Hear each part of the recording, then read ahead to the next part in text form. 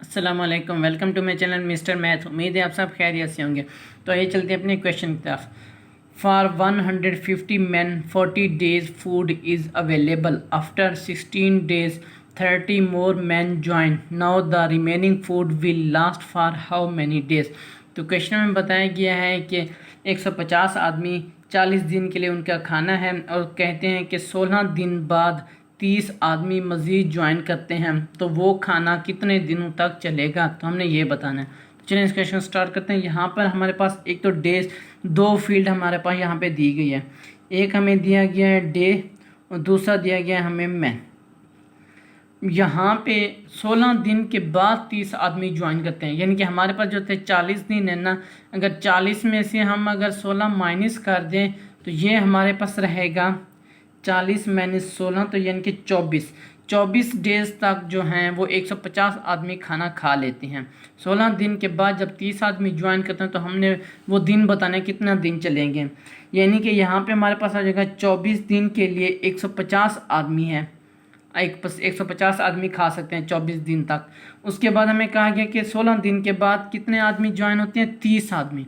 तो यहाँ पे हम 150 में से 30 जमा करेंगे तो यह आ जाएगा 180। और यहाँ पे हमने दिन बताना कि कितने दिन तक चलेगा खाना, तो x कर दिया। तो यहाँ पे अगर देखें हम डायरेक्ट इन्वर्स प्रोपोर्शन थ्रू करते हैं। 150 आदमी अगर 24 दिन तक खा सकते हैं तो अब हमारे पास आदमी ज़्यादा हो गए। ज़ाहिर सी बात है, जब हमारे पास कोई आदमी ज़्यादा हो जाता है तो हमारे पास वो खाना कम दिन चलता है। तो ये यहाँ भी यही देखें 180 आदमी हो गए तो खाना कम दिन चलेगा, 24 दिन अब नहीं चलेगा।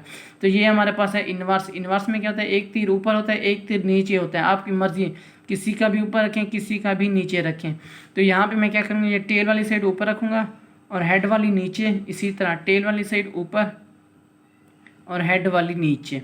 तो यहाँ से हमारे पास हम इसको अब सिंप्लीफाई करेंगे तो ये आ जाएगा 150 डिवाइड 180 और ये 24 सीधा डिवाइडर है इक्वल टू उस तरफ जाके मल्टीप्लाई हो जाएगा। तो ये 1 0 से कैंसिल हो जाएगा। या हम डिवाइड करते हैं 6 पर, 6 3 18, 6 4 24, ठीक हो गया। फिर यहाँ पे 3 1 3, 3 5 15, नीचे 1 हो गया, ऊपर कितना है 5 मल्टीप्लाई बाई 4, तो ये हमारे पास आ जाएगा 5 4 20। तो ये हमारे पास 20 डेज हमारे पास राइट आंसर है। कौन सा ऑप्शन हमारा ठीक है, ऑप्शन सी हमारा राइट ऑप्शन है। तो अब चलते हैं अपने क्वेश्चन नंबर 2 की तरफ। क्वेश्चन नंबर 2 कहते हैं कि if 5 days wages of a person is 7500 then 3 days wages of the person with the same ratio is। तो क्वेश्चन बताया गया है कि 5 दिन की जो वेजेस हैं कितने हैं, 5 दिन की जो वेजेस हैं वो है 7500 और 3 दिन की वेजेस फिर कितनी होगी हमने वो बताना है। तो यहाँ पे मैं लिख लेता हूँ पहले। हमारे पास 5 दिन के जो हमें पैसे या जो भी दिहाड़ी दी जाती है वेजेस कितनी है, वो है 7500 रुपया। तो एक दिन की कितनी होगी वेजेस, तो यहाँ पे मैं लिख देता हूँ 1 डेज। तो यहाँ पे 5 5 इज इक्वल टू इस तरफ जाके डिवाइड हो जाएगा।